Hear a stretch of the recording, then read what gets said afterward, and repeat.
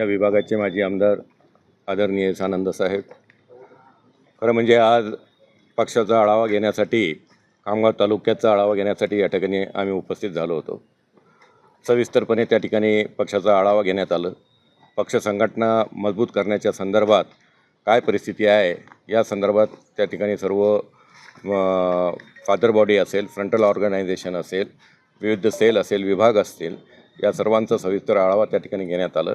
त्यानंतर अनेक शेतकरी सानंद साहेबांना त्या ठिकाणी संपर्कात होते आणि कार्यक्रमाच्या स्थळी देखील ते भेटले आणि त्यांनी सोयाबीनचा जो विषय आहे त्याची उगवण शक्ती किंवा ती क्षमता जी होती, अनेक ठिकाणी बियाणे उगून आले नाही, या गंभीर तक्रारी त्यांनी त्या ठिकाणी केल्या आणि त्या अनुषंगाने आज सानंद साहेबांना आम्ही सर्व इथल्या तालुका कृषी अधिकारी यांच्या कार्यालयात त्या ठिकाणी एकत्रित आलो।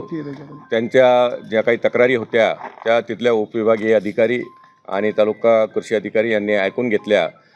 सानंद साहेबांना त्यांना त्या ठिकाणी निर्देश दिले की जे पंचनामे आहेत ते तातडीने त्या ठिकाणी झाले पाहिजेत। मग ते सुट्टीचा दिवस असो, अदरवाईज कुठलाही हे असो, त्याच्यात कुठल्या प्रकारचं हायगाय होणार नाही आणि त्या संदर्भात ताबडतोब पुढील जे काही कारवाई आहे शेतकऱ्यांना मदत झाली पाहिजे आणि ज्या कंपन्या त्याच्यामध्ये बियाणे ज्यांच्याकडून ते घेण्यात आले होते त्याचं ते उगवण झालं नाही, ते उगवलं नाही, त्या कंपन्यांवर तात्काळ त्या ठिकाणी कारवाई झाली पाहिजे अशा प्रकारचे निर्देश त्या ठिकाणी देण्यात आले। त्यांनी माननीय कृषी मंत्री या राज्याचे आदरणीय दत्तामामा भरणे यांच्याशी संपर्क केला आणि त्या दृष्टिकोनातून त्यांनी त्या ठिकाणी निर्देश दिलेले आहेत। कृषी अधिकाऱ्याला जाब विचारण्यासाठी आम्ही या ठिकाणी आलो। माझ्याकडे अनेक शेतकरी बांधव आले, ते म्हणाले की शनिवार रविवार सुट्टी असल्यामुळे ते पंचनामे होणार नाही। आम्ही या ठिकाणी आल्यानंतर त्यांना सांगितलं सुट्टीचाही दिवस असेल ते जो शेतकरी आहे, कारण की आता आपल्याला परिस्थिती माहीत आहे, पाऊस कमी आहे, त्या माध्यमातून शेतकरी जो आहे त्यांनी बियाणे सोयाबीनची पेरणी केली। खामगाव शेगाव तालुक्यामध्ये जवळपास 800 तक्रारी शेतकरी बांधवांनी केल्या, अनेक तक्रारी आता येतील, त्या माध्यमातून त्यांचे पंचनामे तात्काळ करावे।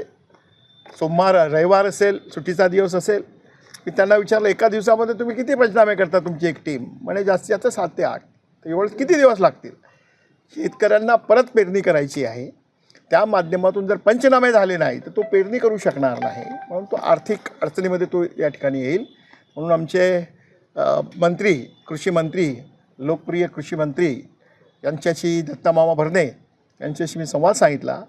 त्यांनी तेव्हाच SDOचा ज्यांच्याकडे चार्ज आहे त्यांना सक्त निर्देश दिले, तात्काळ सर्व पंचनामे करा आणि शेतकरी बांधवांना त्याचा लाभ मिळवून द्या।